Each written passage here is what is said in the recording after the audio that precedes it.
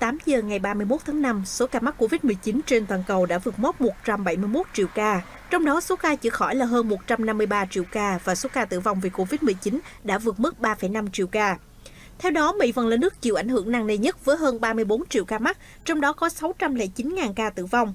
Ấn Độ, vùng dịch lớn thứ hai thế giới với tổng số người nhiễm COVID-19 đã hơn 28 triệu ca và hơn 329.000 ca tử vong. Brazil, vùng dịch lớn thứ ba thế giới với số người nhiễm COVID-19 hơn 16,5 triệu ca. Tuy nhiên, số ca tử vong ở quốc gia này đứng thứ hai thế giới với hơn 462.000 ca. Pháp đứng vị trí thứ tư với tổng số người nhiễm COVID-19 hơn 5,6 triệu ca, trong đó hơn 109.000 ca tử vong. Theo NDTV, video gây sốc này được quay ở bang đông dân Ấn Độ là Uttar Pradesh. Hai người ngồi trên ô tô đi qua cây cầu ở huyện Berhampur. Ngày 28 tháng 5 thì bắt gặp cảnh tượng này và ghi lại bằng điện thoại. Một người đàn ông mặc bộ đồ bảo hộ cá nhân, người kia mặc quần áo bình thường. Người mặc bộ đồ bảo hộ đang loay hoay với thi thể, có thể là cố bỏ thi thể ra khỏi bao đựng. Ông VP Singh, quan chức y tế huyện Berhampur, xác nhận rằng thi thể trong video là một bệnh nhân COVID-19 và họ hàng người này đã thả xác xuống sông. Hai người họ hàng này đã bị cơ quan chức năng bắt giữ ngay sau đó. Ông VP Singh cho biết điều tra sơ bộ cho thấy bệnh nhân được nhập viện ngày 25 tháng 5 và tử vong 3 ngày sau đó, tức ngày 28 tháng 5. Theo quy tắc liên quan COVID-19, thi thể được giao cho họ hàng. Điều tra cho thấy họ đã ném xác xuống sông. Chúng tôi đã đưa vụ này ra tòa và sẽ có hành động nghiêm trị. Trong những tuần gần đây, hàng nghìn thi thể nạn nhân COVID-19 bị chôn trong huyệt đạo sơ sài ven sông Hằng. Một số thi thể bị ném xuống sông. Tại đoạn sông Hằng chảy qua một phần bang Bihar và Uttar Pradesh, có tới hàng trăm thi thể dạt vào bờ.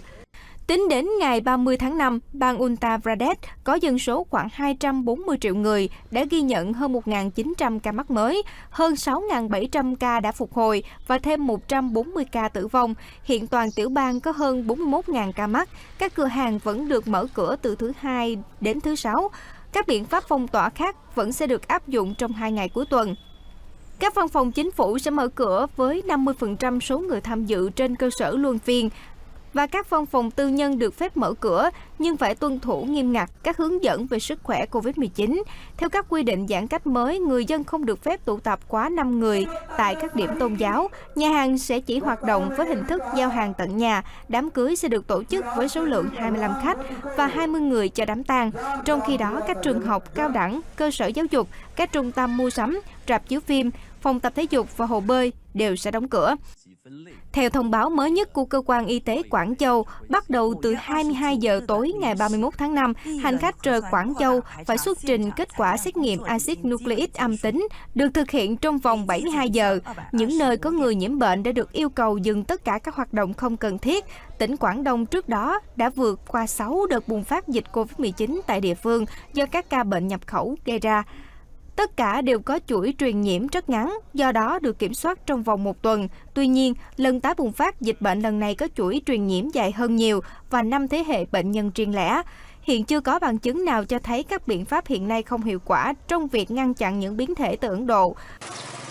Trước đó, tỉnh Kandan giáp với thủ đô Phnom Penh vừa ra thông báo đưa một số địa điểm trong tỉnh vào danh sách khu vực đỏ do tình trạng lây nhiễm gia tăng trở lại. Khu vực đỏ tại tỉnh Kandan hiện nay gồm một số địa điểm thuộc làng Pim Riang Liu, thuộc xã Pim Riang Khmon, huyện Cliudet. Khu vực vàng sậm và khu vực vàng gồm một số địa điểm thuộc làng Thmei, Red Tatun và Pim Riang Liu, đều thuộc xã Pim Riang, huyện Cliudet. Pim Riang là xã nằm cạnh hạ lưu sông Mekong, gần bờ phía tây cầu Nít Lung, cách thủ đô Phnom Penh 60 km. Trong khi đó, tại tỉnh Svay Rieng, giáp với biên giới Việt Nam, Sở Y tế tỉnh này đã kêu gọi toàn bộ công nhân nhà máy Yuli thuộc đặc khu kinh tế Sang Dong, Ba Vét tại địa phương cách ly triệt để sau khi phát hiện 300 người mắc COVID-19. Giám đốc Sở Y tế Svay Rieng, ông Keratha, cho biết toàn bộ các công nhân sẽ được cách ly tại nhà máy để tránh virus lây lan cho người thân và cộng đồng. Cho đến nay, riêng tại tỉnh Svay Rieng, các cơ quan chức năng đã phát hiện 820 bệnh nhân COVID-19, trong đó có 782 công nhân Campuchia và 38 người nước ngoài. Trước đó, vào ngày 28 tháng 5, Philippines ghi nhận hơn 8.000 ca mắc mới, mức cao nhất trong vòng 1 tháng qua. Thứ trưởng Y tế Philippines Maria Rosario Vergara cho biết số ca mắc mới tại vùng đô thị Manila và các vùng phụ cận tiếp tục giảm nhưng tốc độ giảm đang chậm lại trong những tuần gần đây. Trong khi đó, tất cả các vùng tại tỉnh Visayas, miền trung Philippines đều ghi nhận số ca mắc mới tăng dần. Số ca mắc mới cũng tăng liên tục ở tất cả các vùng ở đảo Mindanao, miền nam của Philippines, trong đó có 3 vùng ghi nhận tốc độ tăng nhanh hơn trong tuần này. Bộ Y tế nước này kêu gọi tất cả các chính quyền địa phương tăng cường các biện pháp nhằm ngăn chặn dịch bệnh lây lan trong bối cảnh xuất hiện những biến thể mới của virus SARS-CoV-2, trong đó có biến thể Nam Phi, Anh và Ấn Độ. Theo dữ liệu của Cơ quan Bảo vệ Dân sự và Bộ Y tế Ý, tổng cộng số ca tử vong do COVID-19 của nước này tính đến nay là hơn 126.000 người. Cũng trong ngày 30 tháng 5, Ý có 3.670 bệnh nhân COVID-19 phục hồi, đưa tổng số ca vẫn còn dương tính với SARS-CoV-2 tại nước này giảm xuống còn hơn 236.000 ca, mức thấp nhất trong vòng 7 tháng qua. Hiện nước này đã sử dụng 34,2 triệu liều vaccine và có 11,8 triệu người, tương ứng với 20% dân số nước này đã tiêm đủ liều vaccine.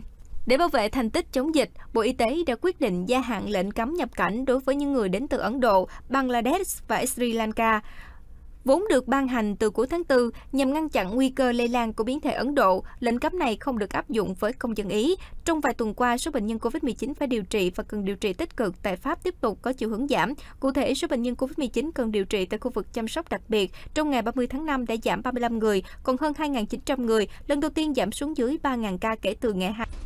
Victor Trista, Bộ Giao thông Vận tải Tây Ban Nha cho biết, các hãng vận tải đường biển sẽ phải tuân thủ những biện pháp của Bộ Y tế Tây Ban Nha nhằm đảm bảo an toàn cho cả hành khách trên tàu và người dân tại những thành phố mà tàu ghé qua.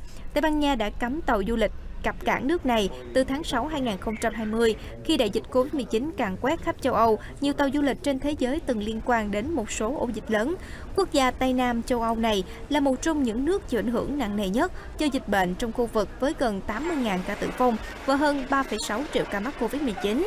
Tây Ban Nha là một trong những nước chịu ảnh hưởng nặng nề nhất do dịch bệnh trong khu vực với hơn 79.000 ca tử vong và 3,7 triệu ca mắc. Doanh thu của ngành du lịch trong nước đã giảm 80% vào năm ngoái do một loạt các biện pháp hạn chế được áp đặt để phòng dịch. Về tình hình dịch bệnh hiện nay, Tây Ban Nha ghi nhận trên 3,6 triệu người mắc COVID-19, bao gồm 79.900 ca tử vong. Sau khi đại dịch bùng phát, người dân ở tỉnh Quảng Đông, miền Nam Trung Quốc đã xếp hàng dài trước các điểm tiêm chủng.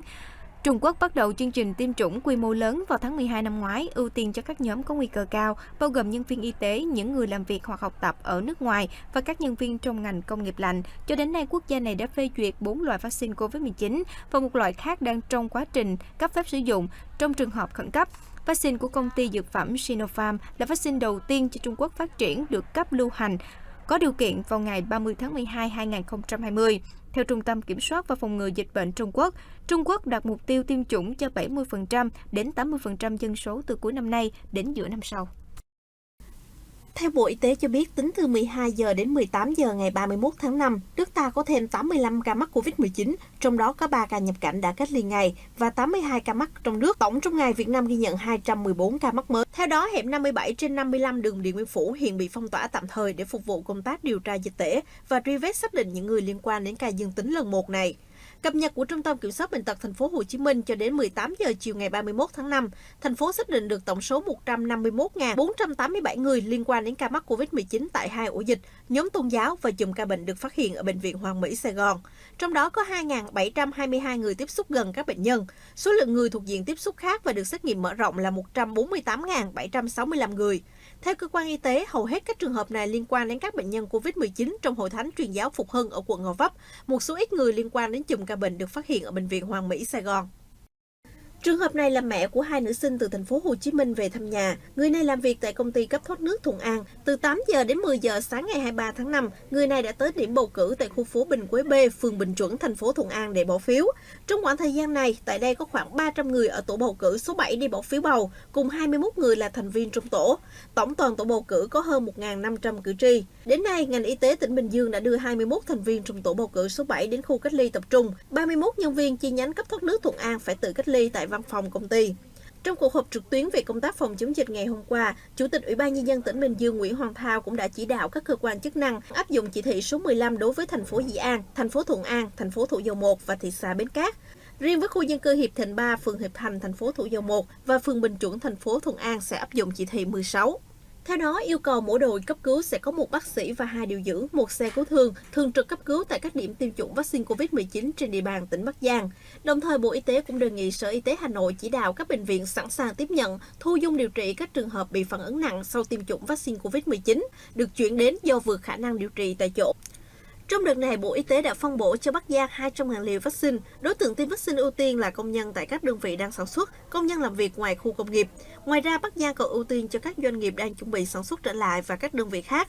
Mục đích của đợt tiêm chủng nhằm tạo ra môi trường và điều kiện an toàn cho công nhân, bao gồm môi trường làm việc và dây chuyền đáp ứng các tiêu chí an toàn COVID-19. Từ thành phố đã có khảo sát kiểm tra các địa điểm cách ly, chỉ đạo giảm mật độ, bảo đảm an toàn, không để xảy ra lây nhiễm chéo. Đồng ý với yêu cầu giảm mật độ và xét nghiệm thường xuyên tại khu vực cách ly Trường Quân sự Bộ Tư lệnh Thủ đô, nhằm lọc ra các ca nghi nhiễm, đưa đi điều trị kịp thời, khử khuẩn liên tục khu vực, tránh để việc lây nhiễm xảy ra trong khu vực cách ly.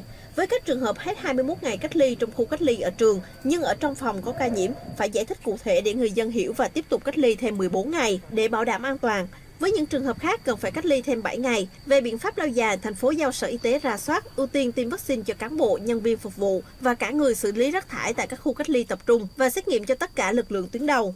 Hiện số ca F1 chuyển thành F0 ở khu cách ly Hà Nội đã tăng nhanh, do đó thành phố đã chỉ đạo xét nghiệm toàn bộ số F1 đang cách ly để sàng lọc, rà soát, không cần chờ đủ thời gian 7 ngày theo quy định. Qua xét nghiệm trong ngày 31 tháng 5 đã xác định thêm 27 ca bệnh chuyển từ F1 thành F0. Theo báo cáo đánh giá của CDC Hà Nội, điểm cách ly tại Trường Quân sự Bộ Tư lệnh Thủ đô có nhiều F1 của các chùm ca bệnh lây nhiễm nhanh, nên mật độ F1 ở đây rất cao và đã tiếp xúc với các F0 trong nhiều ngày, do đó mầm bệnh có thể đã xâm nhập, nguy cơ phát bệnh cao. Quảng Ngãi, tỉnh Bình Định đã áp dụng biện pháp cách ly y tế 21 ngày đối với những người từ các khu vực, điểm dịch và vùng phong tỏa theo chỉ thị số 16 thuộc thành phố Hồ Chí Minh về. Trong đó, tỉnh Bình Định cũng tạm dừng hoạt động vận chuyển hành khách tuyến cố định, xe du lịch, xe hợp đồng, xe taxi từ Bình Định đi thành phố Hồ Chí Minh và ngược lại. Trong khi đó, tỉnh Gia Lai đã tái khởi động chốt kiểm soát dịch Covid-19 trên các quốc lộ 14, 19 và 25, nơi giáp ranh với Đắk Lắk, Kon Tum, Phú Yên và Bình Định. Tỉnh này cũng áp dụng thực hiện cách ly 28 ngày, trong đó 21 ngày tập trung và 7 ngày tại nhà đối với các đối tượng F1, người trở về từ khu vực có ca mắc Covid-19 trong cộng đồng hoặc địa phương đang thực hiện cách ly xã hội theo chỉ thị 16, hay nơi từng có người F0 đi qua, cách ly tại nhà đối với các F2, các địa phương có ca Covid-19 cộng đồng nhưng không bị phong tỏa. Đặc biệt, Gia Lai sẽ kiểm soát danh sách và địa chỉ của tất cả các hành khách về từ thành phố Hồ Chí Minh. Cùng thời điểm này, tỉnh Gia Lai cũng ngừng hoạt động vận tải hành khách công cộng tới thành phố